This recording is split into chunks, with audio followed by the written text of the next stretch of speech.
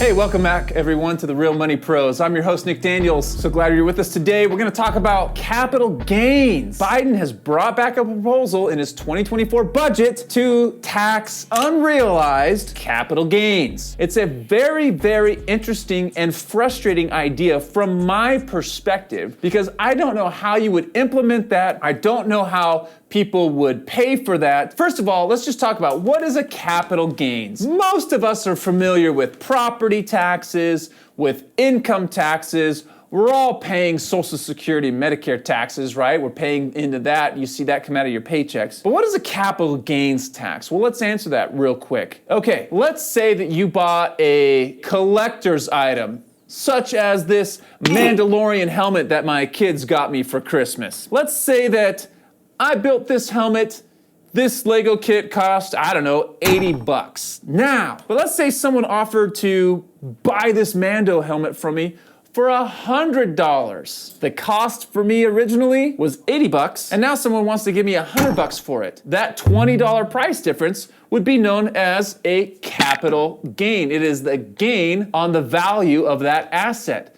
The question is, how long did you own that asset? Because capital gains are broken down into two categories: your short-term capital gains and your long-term capital gains. Now, short-term capital gains are when you hold an asset for less than a year and you sell it at a profit. You buy a stock, you hold it for less than a year, and you sell it at a profit, you're gonna be paying short-term capital gains. And short-term capital gains will always be taxed in your income tax brackets. And remember, that might be 12%, that might be 22%, that might be 24%, that might be 32%. Our income tax brackets are progressive. They get progressively higher the more you make. What is a long-term capital gain? Well, a long-term capital gain is on any asset that you buy and hold for longer than a year and then sell it for a profit. The tax rates on a long-term capital gain are either 0%, 15%, or 20%. And those brackets depend on a couple factors. Number one, your filing status. The other factor is, what is your income when you factor in the amount of that long-term capital gain? So let's go to the whiteboard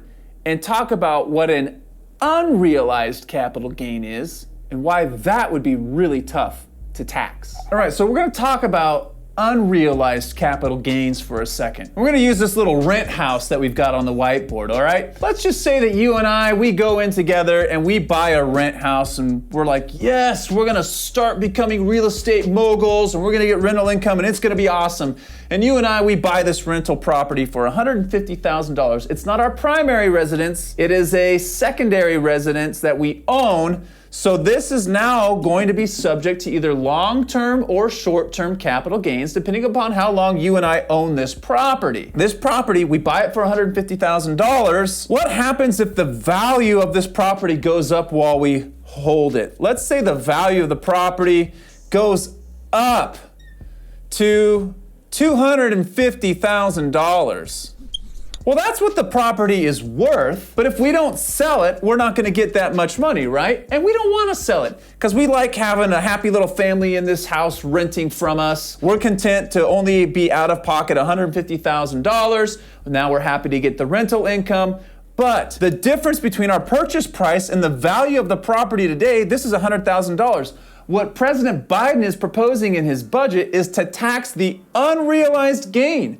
We don't have $250,000 in our pockets. We don't have $100,000 in our pockets. The difference between the value now and what we paid, because if we, and let's just say that we mortgaged this out, so we've got a loan, we actually owe somebody $150,000, but the property is now worth $250,000. That unrealized difference between the purchase price and the current value, that $100,000, where are you and I gonna get the money to pay taxes on that unrealized gain? Unrealized means you actually don't have possession of the gains, right? So this would also take place with a stock or a bond. Let's say that you bought some Apple stock years ago in the 80s and you just held it in an individual account and it's grown tremendously in value. Those gains are all unrealized until you sell the stock or until you and I sell this rent house, the value of that property is unrealized.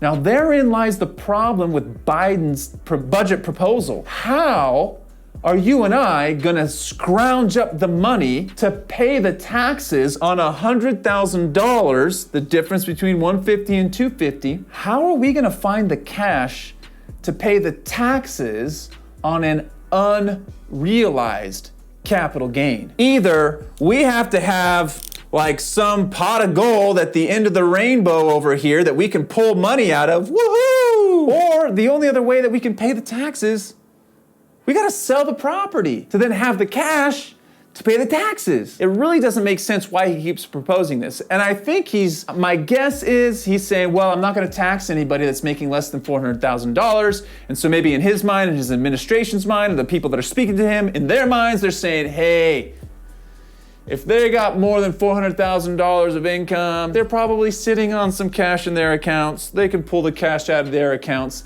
to pay the taxes on those unrealized gains. But remember, that's going to apply to homes, stocks, bonds, bare land. Well, what happens in this scenario if we buy a house at $150,000? Well, what if the value drops? I should use red. What if we bought this property, but now the value has dropped? And if I tried to sell it, if you and I tried to sell our rental property, we could only get $100,000 for it. But we don't sell the property because we're still happy to have renters in there. Do we get to claim a capital loss because it's not worth what we originally bought it for? Do we get some sort of a tax credit or a tax refund for the $50,000 in unrealized capital losses we've incurred this year?